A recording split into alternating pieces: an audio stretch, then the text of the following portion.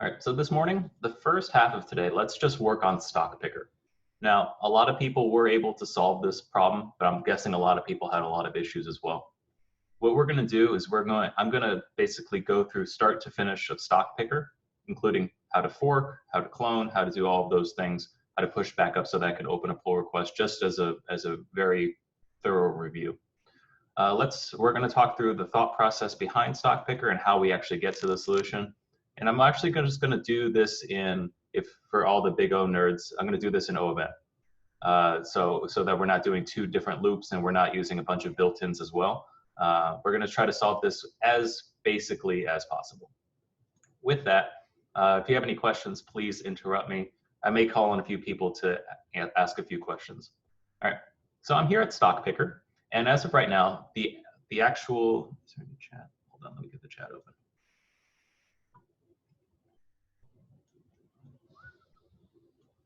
Okay, all right, so starting off, I'm here at Lima Platoon stock picker.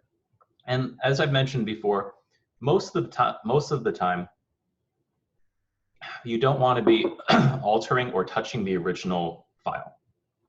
Stock picker lives at Lima Platoon. Lima Platoon is the organization. Stock picker is the repo, also known as the folder.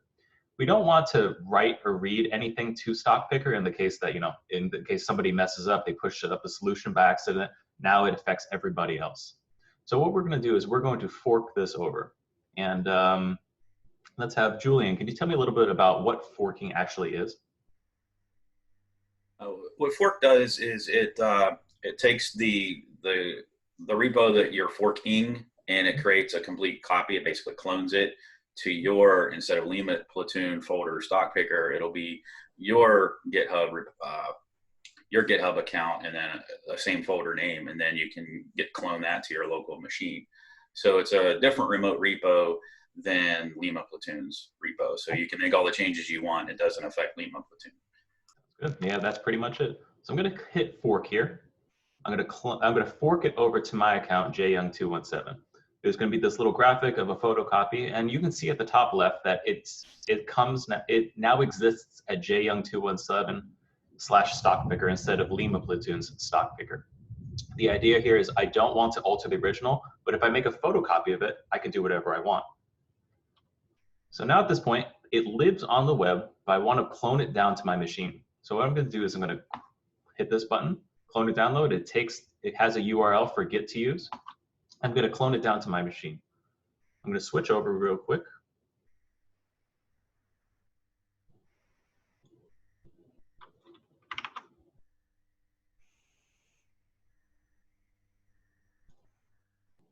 And I'm over here now. So we're inside of VS Code. VS Code is an IDE, also known as an integrated development environment. The top portion is the text editor. This is where you write all of your code. And on the bottom, here's your terminal. This is where you're going to execute and see it actually work. I'm going to make it a little bit bigger just for the recording. And first things first, I'm going to CD into my desktop. CD stands for change directory. So I was living at my root directory. You can see it right here. And now I'm changing into my desktop. You list out everything, you'll see that I have a whole bunch of folders. And what I'm going to do is I'm going to download or clone stock picker repo, which used to live on the internet, and bring it down onto my machine. Once it clones down using the git clone command, remember anytime you do a git command, it's going to be prepended with git. ls or list everything out again. And you'll see that before I had all of these folders, and now I've got stock picker. So what I'm going to do is I'm going to change from where I'm at by using CD. I'm going to change into stock picker. And you can see that I'm now like part of a different folder. So I used to be inside of desktop. Now I'm inside of stock picker. I want to open stock picker within the same window. So I'm going to do code -r space dot. Code is basically saying, hey, VS Code, open this up inside the same folder. Open in VS Code everything within the same window. Now we're seeing stock picker. So let's take a look at this problem, and then let's write some pseudocode before we actually jump into some actual code.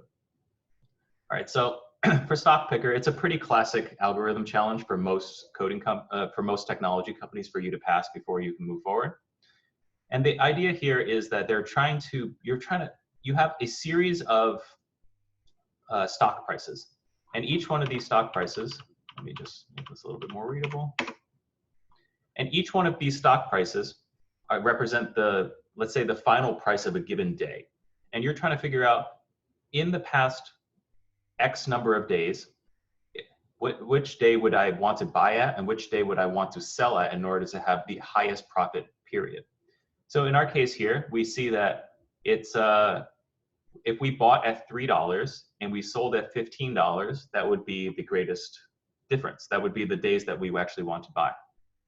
And the thought process here is like, all right, so you as a human being, your brain goes through a series of, calculations to basically figure out what's the largest difference.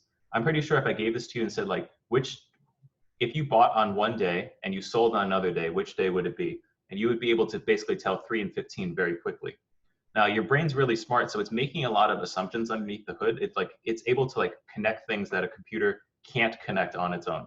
You have to program literally everything. So if I think about this, the way that I thought about it was, all right, let me look at 17. I know that I have 17 and that I have the rest of all of these numbers. So what I'm saying is if I say that my buy price is 17 and I look at the rest of the numbers, if any of the other numbers are larger, then I know I have some sort of profit. So the first time through, I'm thinking to myself, okay, so the buy price is going to equal 17, and I'm going through each one. So, okay, but if I sell at 3, that's negative 14. If I sell at 6, that's negative 11. If I sell at 9, that's negative 8. So I'm looking for a number that's greater than 17, and that doesn't exist. So I know that at that point, my buy price is 17, my largest profit is going to be something along the lines of less than 0. So I know that's probably not it, but I can keep track of that. It is entirely possible that you buy at a certain price and then you're going to sell it for the least amount of loss. But if I move on to the next one, I'm now pointing at number 3. I see that 3 is less than 17, so I want to basically say my buy price is now, my lowest price possible is going to be somewhere around 3. I'm going to calculate basically every single profit that comes along the way. So it looks like I have 3 and 6, that's going to be a profit of 3, 3 and 9, a profit of 6, 3 and 15, a profit of 12. Okay, it looks like each time it's getting larger.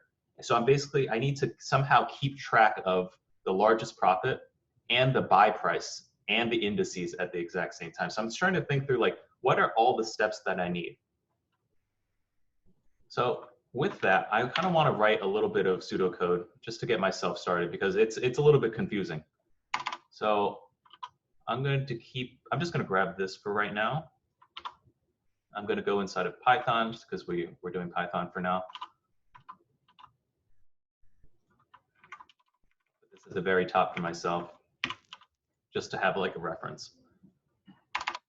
Whenever I try to approach a problem like this where I just have no idea how to start, jumping into code is the last thing that you want to do. You do not want to write code right away because you're guaranteed to get lost. It's kind of like, I know I want to get from New York to Los Angeles, but I don't really have a map, and we don't have GPS. It's I haven't routed this. I just know that if I drive west somehow, I'm going to end up at Los Angeles. That's not a place that you want to be. Before GPS, we used to have to actually print out Yahoo or actually look on a map. You pull over on the side of the road, you pull the map on the front of the hood of your car. You have to actually have a plan of where you're going to go. So I want to spend a lot of time doing the pseudocode. I don't want to spend a lot of time doing the actual code. The more time I spend doing pseudocode, the less time I spend actually writing code. So just a little bit of a story. I did an interview with Google right before I got my Venmo offer. And Google, I was interviewing for a position called a developer advocate.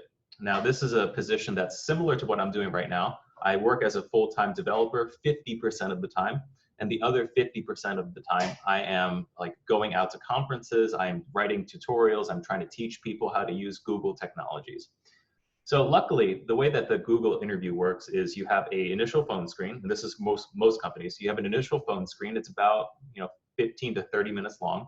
This is for a recruiter to tell whether or not you're like who you say you are and you have the credentials that you have. And then there's an hour-long coding / technical / behavioral interview. If you're going for a full software engineer position, you have to go through Stock Picker, something like Stock Picker, like 1 or 2 problems in an hour. So if you can solve Stock Picker in an hour, the first time you ever looked at it, that's perfect. You can probably apply for like a Google level job. My job I was applying for only required 1 of these challenges. So I actually didn't get to write code in my interview, which is like the #1 thing. We'll talk more about that when we get into career prep. You got to write code, but I wrote pseudocode because I really didn't know how to approach it. I just kind of broke down the problem. I wrote the steps out in as much detail as I possibly could, and then we ran out of time.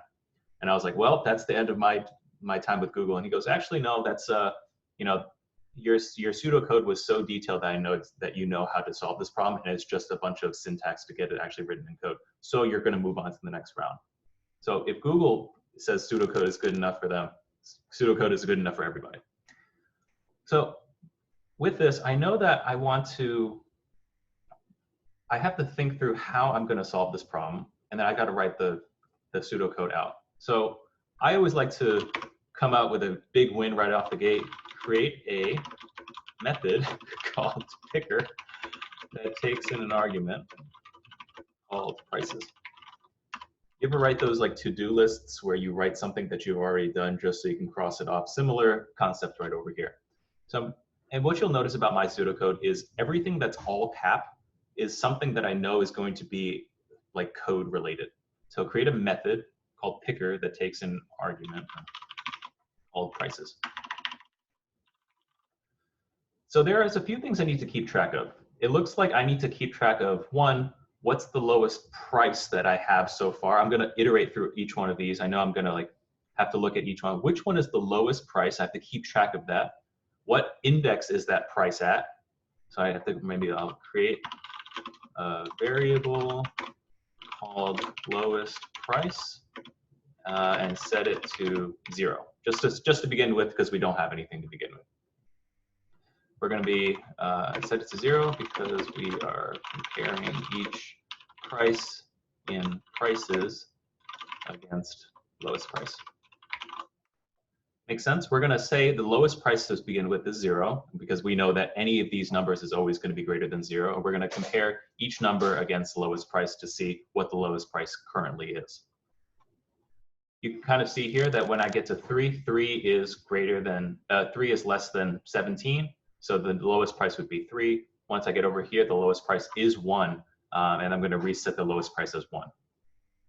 I also need to keep track of, create a variable called lowest price index and set it to none, because you don't know where the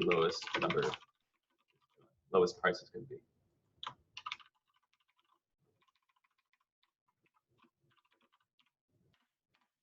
So going into this step over here, create a variable called lowest price index. You're going to set it to none because you don't know where it's going to start with. You're setting lowest price equal to 0. That doesn't correlate with the lowest price index because it doesn't exist inside of this list of numbers. But the first time that I see it, like the first time I go through this list right over here, 17 is technically the lowest number that I've seen so far. 17 becomes lowest price. The index becomes 0. That's the index of 17. The second time I go through, now I'm going over here, the lowest price is 3 because 3 is less than 17. The lowest price index becomes 1. Step 4. So I need to keep track of the lowest price. I need to keep track of the lowest price index. I also need to keep track of the highest profit. Maybe we'll call this, create a variable called largest profit and set it equal to 0 because you don't have a profit yet. Make sense? We have a variable called largest profit, and basically we're going to be calculating the largest profit between the current number and the lowest price possible. So next, okay, so we have a variable for lowest price. We're keeping track of that. We have a variable for lowest price index. We're keeping track of where that number was found. We have a variable called largest profit. We're going to be doing some sort of weird math to basically determine like, oh, it's like 17 and 3. So that's the profit of negative 14. So largest profit is negative 14 to begin with. But then it becomes 3 and 6. So 3 and 6, the profit is $3. That's greater than negative 4, and that becomes negative, the largest profit, and then so on and so forth. So once we create a largest profit, we also need to keep track of like the return, like the largest profit indices. I'm going to call that. Let's say create a variable called largest profit indices. I think that's how you spell it.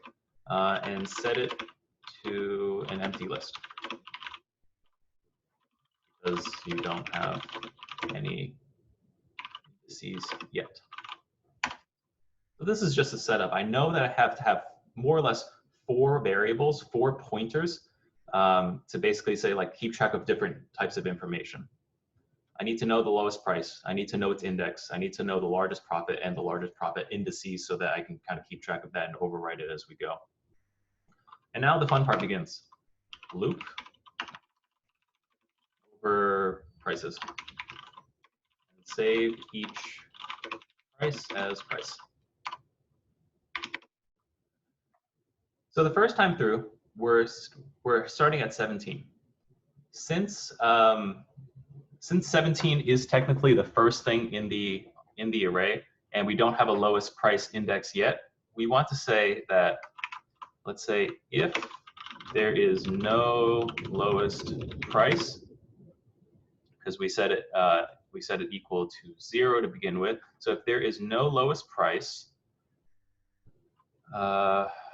or the price is lower than price,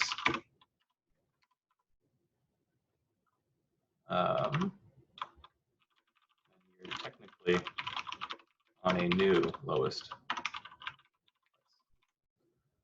So let's think about this for a second. This code right here says if there's no lowest price, or the price is lower than the lowest price, then you're technically on a lowest price.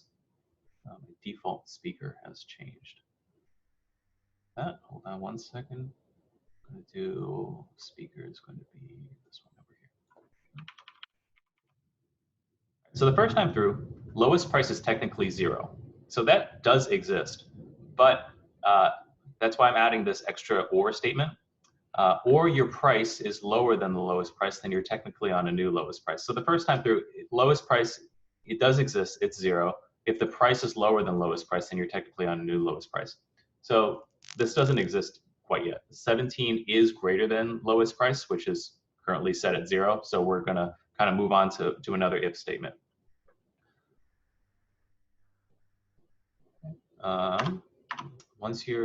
If there is no lowest price, or if you're lower than the lowest price, you have a new lowest price. As such, set lowest price and lowest price index. Lowest price as price, lowest price index as index. It looks like I'm missing something from line 6. We're going to loop over the prices. We're going to save each price as price and keep track of each price's index as index.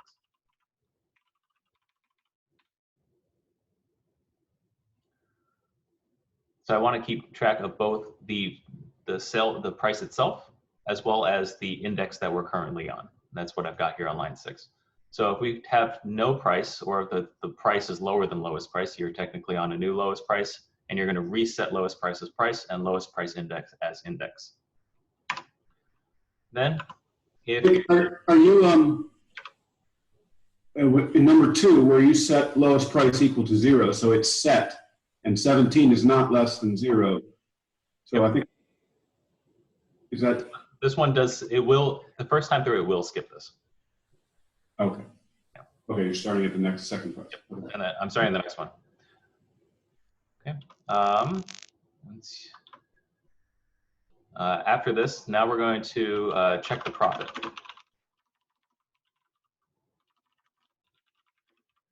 Check the profit between lowest price and price. If the price minus lowest price, which is the current profit, is greater than largest profit, then you know that there's a new largest profit. So thinking about this, 17, so the lowest profit is currently equal to 0. 17, you can't buy and sell on the same day. That's why we have this line 7 over here. That's basically what I'm trying to do. I'm trying to skip that first one. But the second one is 17 and 3 gives you negative 14. It's not greater than 0. So I'm going to just kind of skip that one and move on. But the next time through, 3 and 6 is actually, 3 becomes the new lowest price, and then 6 becomes the current price. With 6 being the current price, you take these two, you figure out the difference. It's going to be 3, and 3 is greater than 0, so that is your current largest profit, and then we just kind of keep moving on in small little sections. As a result of this, reset largest profit as the new profit calculated, and then set the largest profit indices as the lowest price index and the current index. And then once you go through this entire thing, we're just going to return the largest profit indices. So let's see this in action before we even jump into it. So number one, the first time through, we start with 17. There is a lowest price. It's going to be equal to 0. Or if the price is lower than the lowest price, then you're technically on the new lowest price. 17 is not less than 0, so we kind of skip it and we move on to the next one. The profit between lowest price and price doesn't apply quite yet because you were trying to skip that first one here.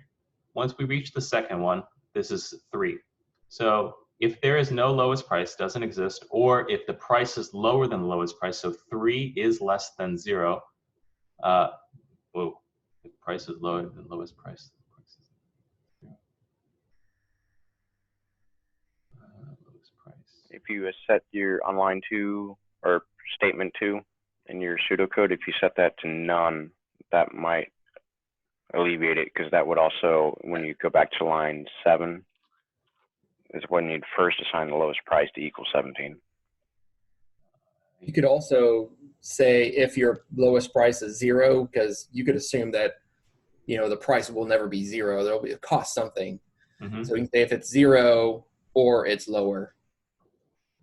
Okay. Let me just verify real quick that I have everything right. So take an argument called prices, set it equal, called lowest price, set it to lowest price index, largest profit equal to 0. You could do none. Yeah, let's just set it to none to begin with. What if you set it to the biggest possible integer? That way, any price you run into will be lower than that. What do you think the largest would? So I think that's a legitimate solution. But the issue with that one is you have to find the largest integer, which means that you have to do extra calculations in the beginning. Well, then I put it in the chat. There's a sys.maxSize that will spit out the largest integer, kind of like Java's integer.maxInt. I mean, it's a way to solve it. There are multiple ways to solve it. It's fine. Let's see. So let's see, we have 17. 17 is going to be compared against all of this. There's no lowest price. Lowest price is set to none. Or price is set to lower than price. And this works. Let's try this one out. So my thought process here is let's create all the pseudocode, spend a lot of time doing this. If it doesn't make any sense, we don't want to move forward. I did test this one out yesterday. That's why I am moving forward. But all we got to do now is just translate line by line and then it should be a lot faster. Number 1, create a method called picker that takes in an argument called prices. Perfect, we're done. Number 2, create a variable called lowest price and set it equal to none, because that's where we're starting with. Create a variable called lowest price index equal to none as well. Create a variable called largest profit, set that equal to 0. Create a variable called largest profit indices, set it equal to an empty list. On 17, you need an S. Large. Lowest. 17, oh, yes. Lowest price index. All right, now we get to the point where we have to start Googling a lot of things. On line 6 here, loop over prices and save each price as price and keep track of each price's index as index. I don't know how to do that. So what I'm going to do is I'm going to jump into Google. I'm going to change my screens real quick. How do I share? New share or this tab. Now we're seeing this Google Chrome screen. So let's jump into how to iterate over list Python with indices. All right. So pretty much every question that you've ever had regarding code also like someone else has asked and it exists on the internet already. So what I'm going to do is I'm just going to look at, maybe I'll look at Stack Overflow for now. Stack Overflow being the place where developers come to ask questions. And what you'll see is someone saying, like, how do I access the index in for loops? Somebody else, 3,568 other people have asked this question. And there are 20 answers. All of them are probably legitimate. All of them are probably good. The answers that people vote on, with the most number right here, is the ones that people have said, like, we upvote this, we think it's the best answer. The check mark means that the author has accepted this as the best answer. Not necessarily it is the right answer, but it's what the author said is the best answer. So it looks like there is a built-in function called enumerate available in Python 2 and 3. It looks like I can do for index val and enumerate ints. Ints is, looks like ints is a list of numbers, which is similar to our prices. And we want to keep track of both the index and the value. It looks like there's index and value. So just like that, I believe I've got the answer. I'm going to grab this. I'm going to jump back into my VS Code. Find it.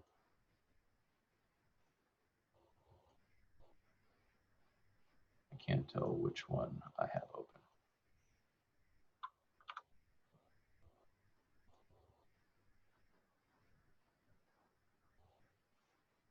All right, so we're back over here, and we're just going to try this code out for a bit. So what I'm going to do is I'm just going to copy and paste this code. Let's say that ints equals 1, 2, 3. Or let's just do ABC, because otherwise it's going to get real confusing real fast. So I have ints equals ABC, and I'm going to try to use this code that I found on the internet to try to see how it works. With that, I'm going to scroll down right over here. I'm just going to run Python stock picker. Why is this not working? Can someone help me out here? In case you can't tell, it's thunder showering in Chicago. Someone help me out here. I don't like why. You're not in the correct directory. I'm not in the correct directory. Tell me what I need to do then. Go ahead and CD, and then you can start typing. We're in the Python directory or Python subdirectory of stock picker. So we're going to go. Currently, we're in stock picker. We're going to move down one level into the Python folder. Cool. And then within there, we can go ahead and run the Python. Yep. So in the case that you can't see this magical thing on the left and you don't know the file structure, which is going to happen often, I'm going to list out everything. It looks like I tried to run this file, but it doesn't exist because I'm at the level of stock picker. So what Daniel told me to do is I'm going to cd into Python. I'm now at a different place. If I list everything out now, oh, there's my stockpicker.py. And now I can run Python stockpicker.py. It looks like I have access to both the index and the value. You can kind of see why I chose ABC, because if I did 1, 2, 3, it would be 0, 1, 1, 2, and 2, 3. That's really hard to read. So it looks like this does work. I'm able to keep track of both the index and the value. So I'm going to try to incorporate that into my code up here. I'm going to uncomment all this. And we're on step number 6. We're going to do a for loop over for, looks like index. I'll call this price and enumerate prices. I think that just solves number 6. I'm going to loop over prices, save each price as price, and keep track of each index as index. Looks like I've got it right there. And we're just going to do a bunch of if statements now. If there is no new price, so I'm just say if not lowest price, or price is lower than lowest price. And I'm technically on a new lowest price. As such, I'm going to set lowest price equal to price, and lowest price index is equal to the index. Next, I need to check the profit. So I'm going to say that I just need to check the profit between lowest price and price. If price minus lowest price is greater than largest profit, and the largest profit to begin with is 0. As a result, I'm going to reset largest profit is equal to price minus lowest price. And then I'm going to set the current largest profit indexes as lowest price index, the one that we started with, and the current index. So that's going to be largest profit indexes equal to, let's see.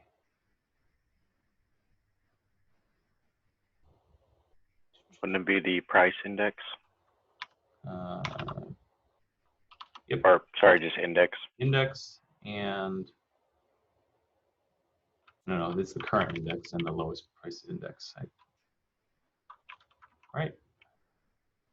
Let me see. Let me jump over to my answer real quick. Oh, no, we started off with the lowest price index.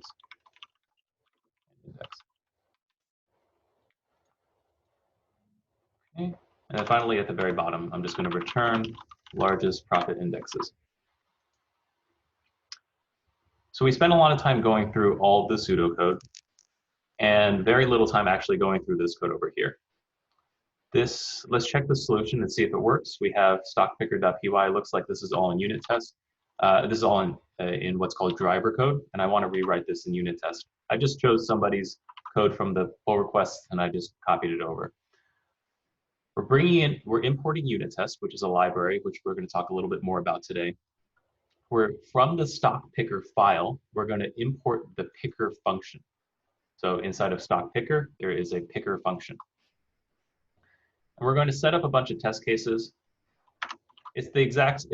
This more or less does the same thing as this, but it's a little bit easier to read when things do blow up because we don't have a bunch of true statements. We can actually go into like what was it supposed to be and what is it actually. So assert equal, when I do this giant list of prices, it returns me 1 and 4.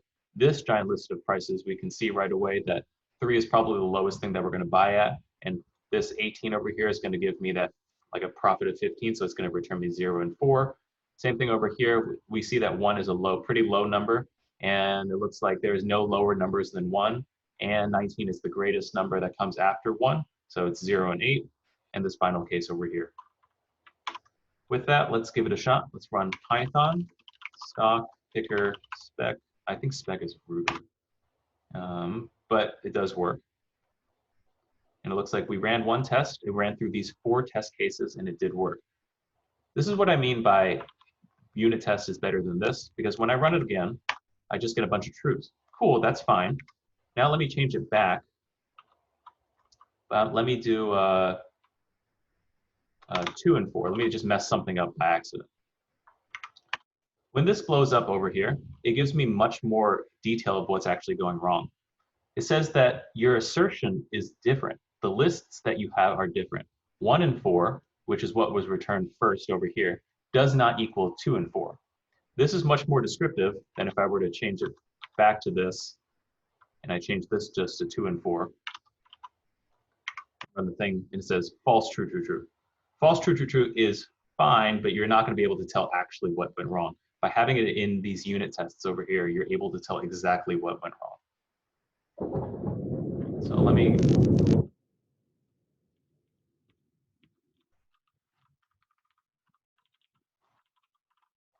All right, so I've got my stock picker spec all written out. I've got my stock picker code all written out, and we'll take a break right after this. What I'm going to do now is I'm going to run Git Status. So I like to think of this as I'm creating a box of stuff. I'm going to send out the care package. I'm going to put some things inside the box. Let's see, Git Status again. Okay. So there, it looks like I've changed 3 different files that have altered from the original. So when I cloned it down, when I downloaded it from GitHub onto my machine, I made changes to 3 different files. This is what's different from my machine as compared to the web. So what I'm going to run is I'm going to run git diff. Git diff stands for what's the difference here. I'm going to just take a look at what I put in stock picker just to make sure that this is what I want.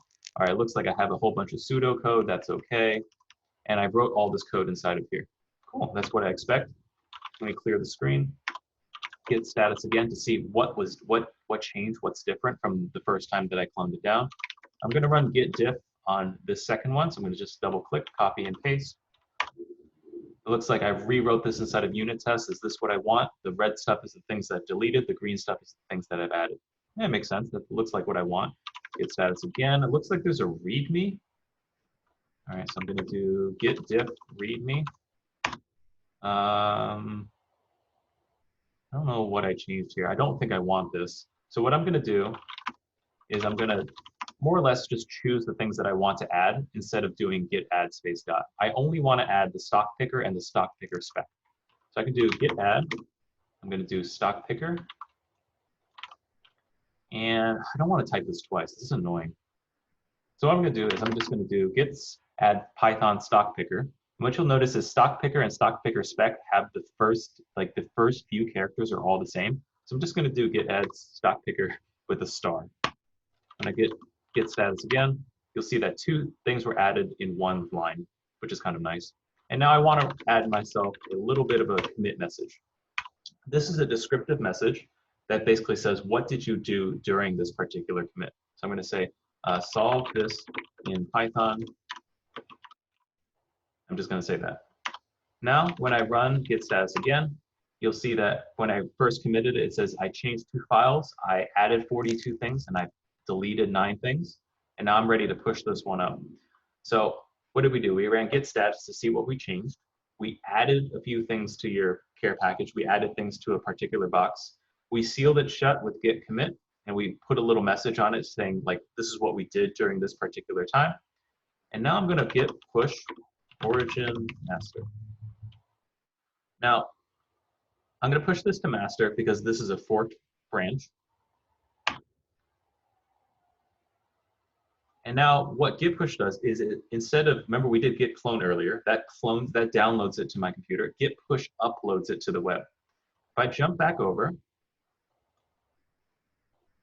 to my screen here, and I go back to github.com/Lima Platoon/stock picker.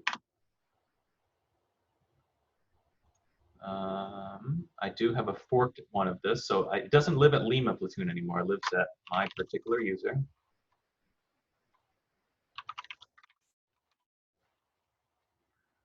All right. It looks like I have, there it is. There's that 1 minute ago. I solved this in Python. Some things have changed. You can kind of see my stock picker.py is over here. This used to live on my machine and now lives here on the web because I've git pushed it, which means I've uploaded it.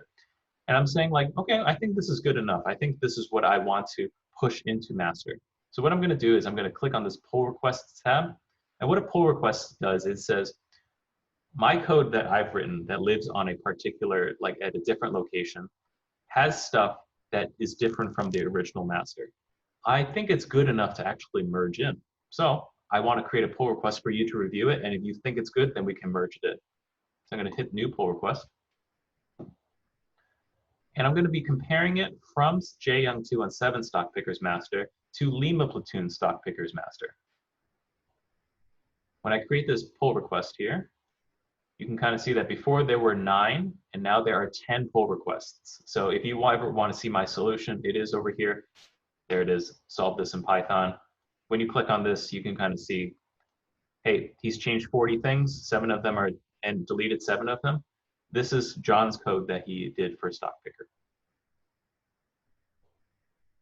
Any questions? Alrighty, let's take 9 minutes. We'll come back at 8:55, and then we will go into either something code related or something beyond tech. So let's take 9 minutes, get some coffee, and then we'll come back.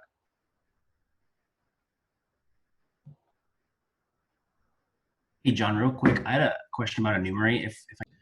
All right, so what we're gonna do, I have about 35-ish minutes or so before I move on to beyond tech. So what we're gonna cover now is a little bit about object-oriented programming versus functional programming. So object-oriented programming and functional programming are, like, generally speaking, like these are two programming paradigms that people follow. There are pretty loud people on both sides of the aisle, so to speak. There are some people who are like, you should only be writing code in object-oriented programming, and there are people who say you should only be doing functional because it's faster, et cetera, et cetera. Nobody is right or wrong. They both have their strengths and weaknesses. We're going to take a closer look with some examples and see when each one shines. So you can kind of think of like object-oriented programming and functional programming as I have an idea here. So it's kind of like, let's say that you need medical care, and you go into your doctor that you've built a relationship with for the past 10 years. So when you go visit this person and you tell them your symptoms, they greet you by name because they know you. They ask you how your cat is doing because you have a cat and you've mentioned that before. Has this health problem subsided, et cetera, et cetera? Like, they have a relationship with you and they know you. So that's kind of the idea behind object-oriented programming. You're dealing with an object that has it's a piece of code in memory inside of your computer that has track of some sort of, they're able to keep track of state, they're able to keep track of things that have already happened to it, and they keep a lot of stuff inside. Versus, like, if you got sick and you went to like an urgent care, they don't know you at all. All they're going to do is they take you as an input, they calculate what is wrong with you, they take all of your vitals, they ask you what's wrong, and then they give you a diagnosis. The doctor that you have a relationship with, like, for the past 10 years, also does the same thing, but has other context. So it's like, oh, I remember that you were allergic to amoxicillin back in 2006. Like, they know things about you that has been stored in their memory, versus if once you go to an urgent care and they don't have any records of you, they don't know you. It's just, you come in as a human being, you go out with a prescription. They don't know everything, and they could prescribe you something that could go wrong. That's an example to think about. Another one is kind of like, for anybody who's a parent, I didn't know this because I'm not a parent, but until I found out later, I tried to feed my niece once, and she wouldn't take the bottle because it was the wrong bottle. It looks exactly the same as every other bottle that they have, but there is a particular bottle that she only likes to feed from. So if you think of it as like a functional programming, I'm like the functional programming. I have an input of baby, I have a bottle, and I need to feed this baby. So I just take baby, bottle, feed. But in some cases, it works really well because it's just something that's like, it feeds in and it works. But when we deal with something like object-oriented programming, you have something like if you have her mom. Her mom keeps track of all these things. She knows that, if we have 5 bottles, only these 3 bottles are going to work. There's some sort of there's a history there. She remembers certain things. And that's the same thing when it comes to like code here. So let's take, let's create some object-oriented programming. Let's do a dog, and let's create a dog real quick. So I'm going to be here. I'm going to cd into my desktop. Let's create a folder called mkdir fpoop.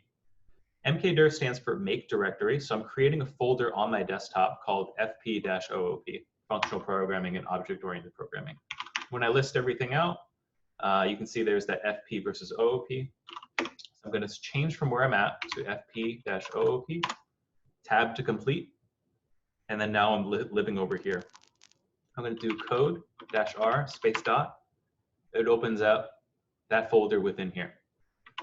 Now I'm going to create a file here, and I could do it two ways. One is I could just click this top left button that will allow me to create a new file, but we're developers, so we're going to use the touch command to create a example.py. You'll see that example.py exists, and all of a sudden I can run it over here. I'm going to pull this down a little bit, get rid of this warning. Let's create a class called dog. So I'm going to create a class. It's called dog. And this is, the moment you see class like this, you know you're dealing with object-oriented programming. I've got a dog. I'm going to initialize the dog. I'm going to give it a pet name. I'll just call it dog name, perhaps. Set an instance variable called self.dogname equals dog name. Have we done object-oriented yet? Or is this all new to people? We've done this. Okay, we've done it once. All right, so I've got this dog over here. The dog has a name, and then now it's got a concept. This is called an instance variable. The moment I put self dot in front of any sort of variable, it becomes an instance variable. This on the right side is a local variable, meaning without the self dot in the beginning, it only lives within the context of lines 2 and 3. You can never access dog name outside of lines 2 to 3 or where you define the variable, unless you put a self dot. The moment you have a self dot in the front, it becomes what's called an instance variable. That is you're able to use self dot dog name anywhere within this instance of this dog.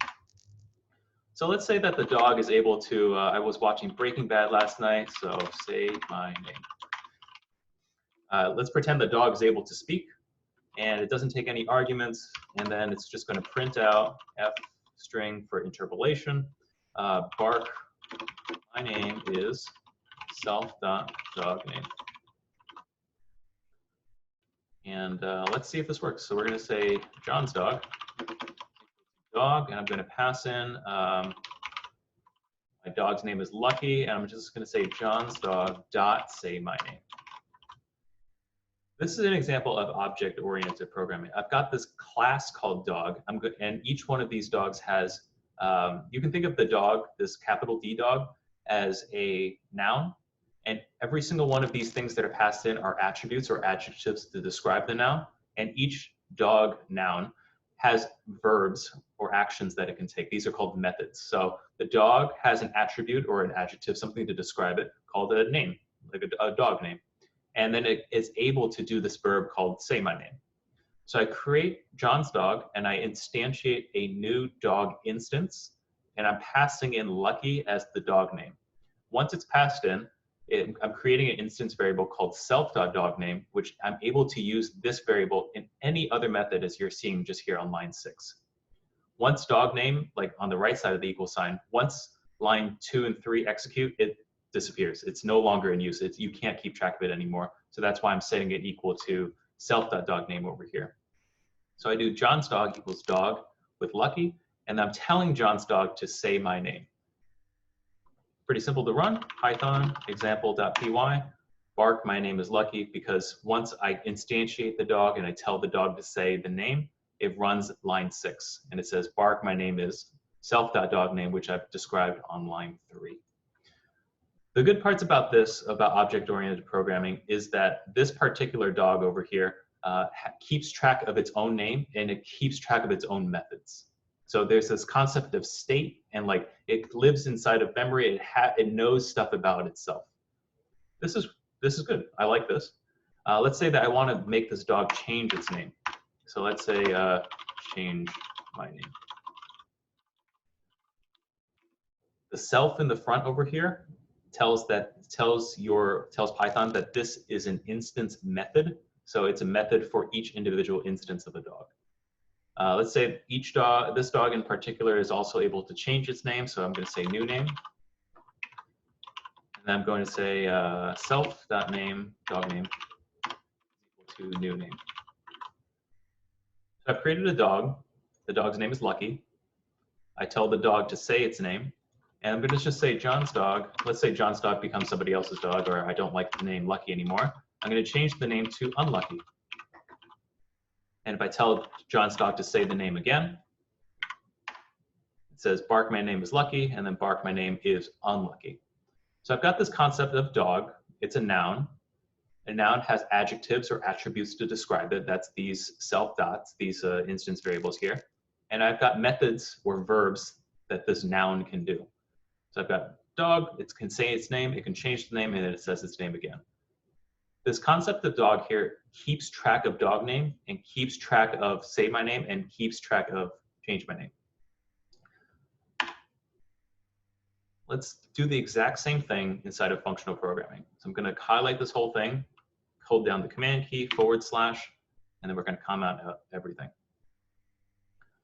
So without keeping track of object-oriented programming, if I was just creating a dog, doing the exact same things using functional programming, I'd probably have to do something like, all right, maybe, so the concept of keeping track of a dog name doesn't exist anymore. So it's one thing in, and then A comes in and B goes out.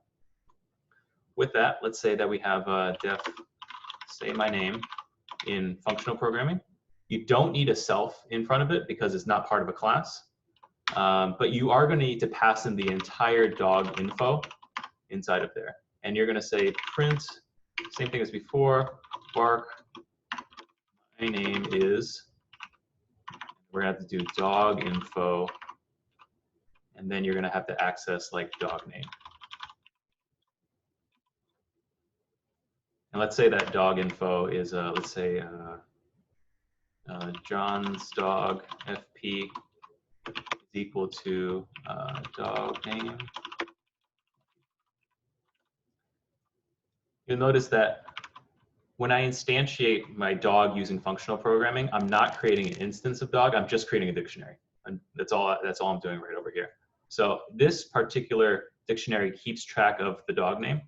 And I've got this, this method called say my name using dog info. So I'm just going to call it at the bottom. Say my name FP using John's dog FP. Hopefully, if I run this, it will print out bark my name is Lucky. I'll call it Lucky FP just so I can differentiate between object-oriented and functional. So it looks like bark my name is Lucky FP.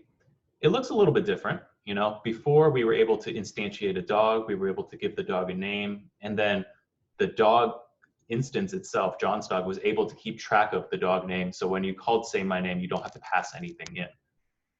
Over here, I've got a similar thing. I've got John's dog FP, which is just the dictionary with one key value pair, the key being dog name, the value being Lucky FP. When I say my name, I pass in the entire object, and the entire object, like they're using that object to print this stuff out. So let's see if I can do the same thing with change my name. So let's say def change my name FP. You're going to need to take in dog info again. You're going to need to take in a new name. And then you're going to have to do dog info dot pet name. Sorry, dog name is now equal to new name. And then now you're going to need to return dog info. So let me pull this down to the bottom here. The way I did that is I just put my stuff anywhere, my cursor anywhere on the line, hold down Control Command up and down will allow you to move the whole line all at once. So I've instantiated a dog using slightly different syntax than line 11. I'm going to tell the dog to say its name. And let's just make sure that this still works. It looks like bark my name is Lucky FP. It still works there. Now I'm going to tell the dog to change its name. So John's dog FP is now actually going to have to equal change my name FP with John's dog FP, and we'll call it Unlucky FP. And we're going to say my name again. So I'm running the same commands that I have over here as I am down here. Running this, I have bark my name is lucky FP, and then bark my name is unlucky FP. So let's run through this again. Line 24 over here, I'm creating more or less the concept of a dog within your computer. I've got this dictionary with one key value pair, dog name, and lucky FP.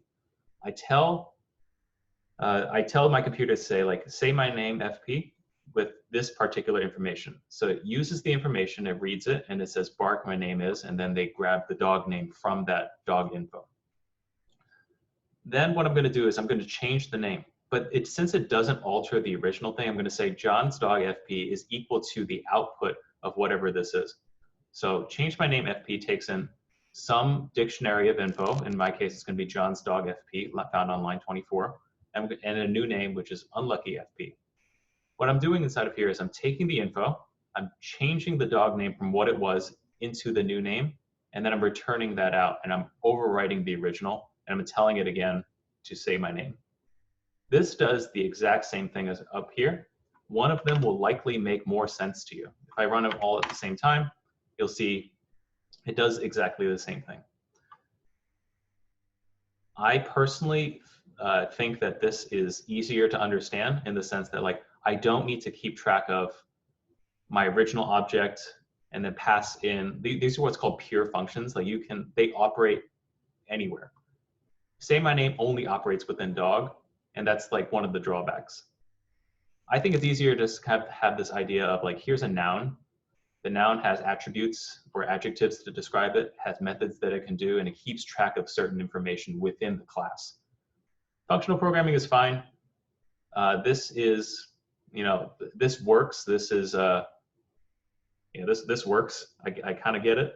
You pass in some info, you get some info out, but you have to keep track of everything on your own outside of it. The methods themselves don't keep track of anything for you. That's why I had to say John's dog FP is equal to the return value of this over here. The main difference that we're going to see here is a difference in time. Just going to have a quick separator right over here.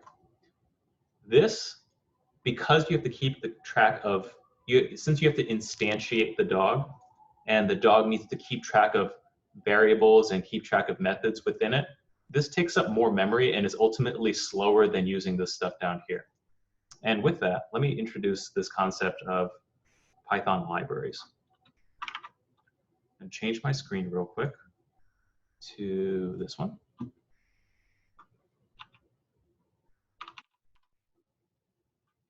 Yeah, I might as well.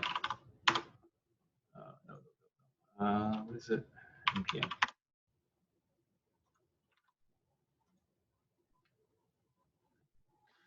All right, so inside of every single programming language almost, there's this concept of libraries.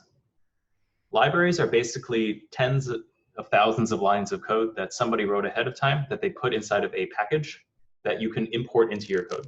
It's tens of thousands. You can think of a library as tens of thousands of lines of code that somebody wrote ahead of you to make your life as a developer much easier. For Python, the place that we're going to be installing things from is using Python PI. This is a repository for all the libraries that we're going to need for Python. Inside of NPM, oh, they got bought out by GitHub? No kidding. Cool. Everything's owned by Microsoft now. All right, so NPM stands for Node Package Manager. Node Package Manager is a place where, like, let's say that you create a something really cool and novel that you want other people to use inside of JavaScript. What you're going to do is you're going to write it, then you're going to upload it onto NPM, and then everyone can find your stuff here. So if you've heard of things like React before, React is a open source framework, open source meaning that you can see the code that's happening underneath the hood. So examples of open source code is like Django, which we're going to use a little bit later, is open source. React is open source. It's free for everyone to use. You can see the code underneath the hood. If I go over to GitHub, whenever I do anything inside of React, like, all of the code is here. Like, it's out for everyone to see because it's open source. It's free for everyone to use and to bring in community feedback to try to make it better. Closed source software is something like Photoshop or like Lightstream or something, or Microsoft Word, something you have to pay for. They don't release the code out to everyone. You have to pay for it. There's generally licenses that you have to pay for. So you can kind of think of it as open source is free, closed source is not. Let me bring this back. So Facebook created a JavaScript library called React. It's also known as a framework, but technically it is still a library. It is still it's probably hundreds of thousands of lines of code that someone wrote ahead of time to make your job as a developer easier. You can find all the libraries for JavaScript at NPM. You can find pretty much everything here. But inside of Python, what I want to do is I want to find something so that I can measure how fast object-oriented programming is as compared to functional programming. So with that, maybe is there some sort of like a stopwatch? Okay. So it looks like there's this one right over here. Project unknown. Okay. Let's see. Doesn't look particular. Released in 2009. Let's just take a look at the home page. Code. Getting RESTful, I don't know. When's the last time that this was actually modified? We don't know.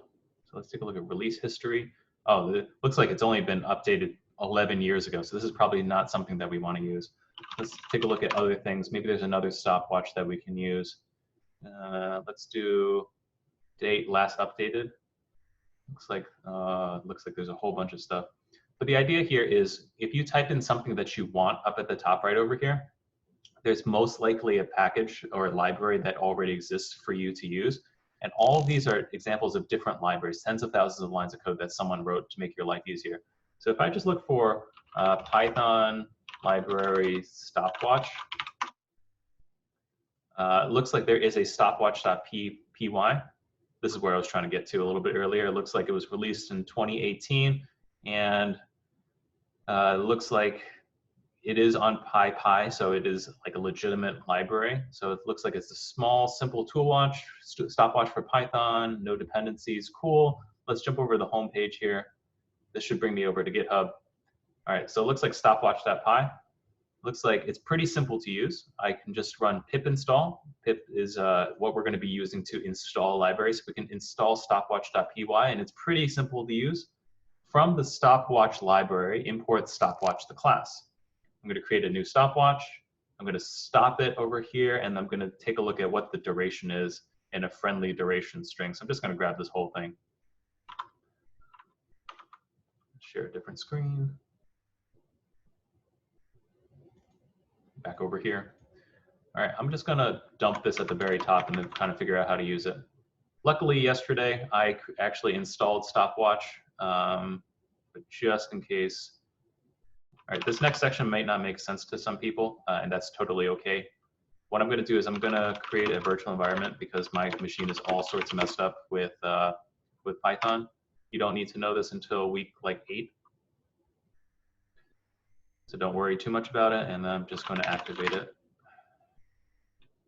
And I'm just going to do pip install stopwatch.py to install this into my machine. Technically within the context of this virtual environment, I'm going to clear. And let's take a look. So it says from stopwatch, import stopwatch. We can start it, we can stop it, and then we can print out the duration of the string. So let me get rid of this. All right. And it looks like these 3 things are the things I probably need. If you were very angry during the Deaf Grandma challenge, that was to be expected. We were telling you to go outside on the first day to find a library called input.js or something like that, and then use it. So don't worry too much if that made you angry. So on the very top here, I've got this dog. I'm importing the stopwatch, and I'm just going to see how long this takes. Call this stopwatch1. Let's see, I'm going to highlight this, this, and this by double-clicking and then holding down the command to get 3 cursors at once. 3 cursors at once. Let's bring this down here and also bring this down here. And again, I'm moving my lines by holding down Command Control and going up and down. So I'm going to create a stopwatch.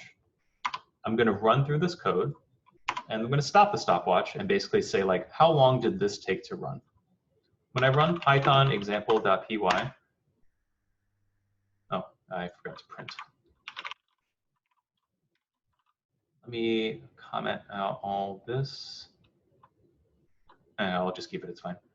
So I start a stopwatch, I run through the code, I stop the stopwatch, and I see how much time has elapsed. All right, so I don't know what this US means, but this is some measure of time, 72.97. And that's pretty fast. It's fast enough to the point where you don't really know what's going on. I'm gonna grab the same code for stopwatch, and I'm gonna grab it and put it down over here.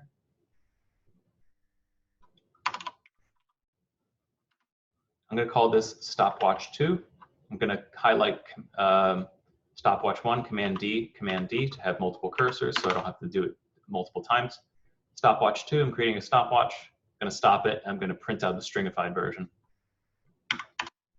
What you'll notice is that even though they operate super similarly and they print out the exact same way, one of them takes 46.58, whatever amount of seconds this is, the other one takes 9. Functional programming is more difficult to read, in my opinion, because you have to keep track of all the information yourself. In order to change John's dog FP, I need to actually set it equal to the return value here on line 36. But what you're seeing here is that this is 5 times faster than using object-oriented programming. Object-oriented programming, on the other end, keeps track of all these instance variables and all these methods within it, which is nice. It's convenient, but it's much slower. It's literally 5 times as slow. So if you're writing like a small app, it's probably fine to do object-oriented programming.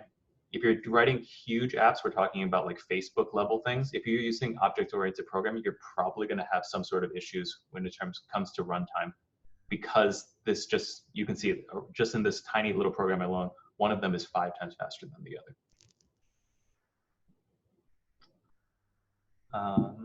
Let's see. I have 9 minutes before I must start Beyond Text, so I'm going to comment all this out. And actually, let me stop real quick. Are there any questions on this material? Yeah, there are conventions for trying to decide your design, if you want to use more functional or totally functional versus object-oriented programming. Yeah, that's a great question. So let me just repeat so I don't get it wrong. So you're saying, is there like an agreed upon convention? Like what should your thought process be when you're choosing between functional and object-oriented programming? Right. Yeah, I would say it depends on where you work and what language you work in. So if you're dealing in JavaScript, the likelihood of you using object-oriented programming at a JavaScript job is very small. Even in React, like they used to have classes, and now it's all function-based. Like they will always have classes, but everything new in React is going to be all functions. For that very reason, it's a lot faster to do functional programming than it is to use object-oriented programming. If you're dealing with pretty much every other language, you're going to be doing object-oriented programming. Python is very heavily object-oriented. Ruby is very highly object-oriented. Java is pretty heavily object-oriented. And those are like more or less like the big 3 that are out there right now. So if you're looking to build an app that needs to scale, go ahead and do all functional programming like down here. If you're doing anything else, do object-oriented programming. John, can you, I'm just curious, can you test what you just tested, but wait, where do you start it at? Are you including the creation of the instance and everything in that time? Yep. Could you just strip that part out and then just see what the method comparison is into the functions? Still pretty high. Still pretty high. Yeah. Yeah, I didn't expect that to be such a dramatic difference. I'm pretty surprised. Yeah. All right, just so I don't run out of time, I'm going to jump over to Beyond Tech. I'm going to stop recording as well.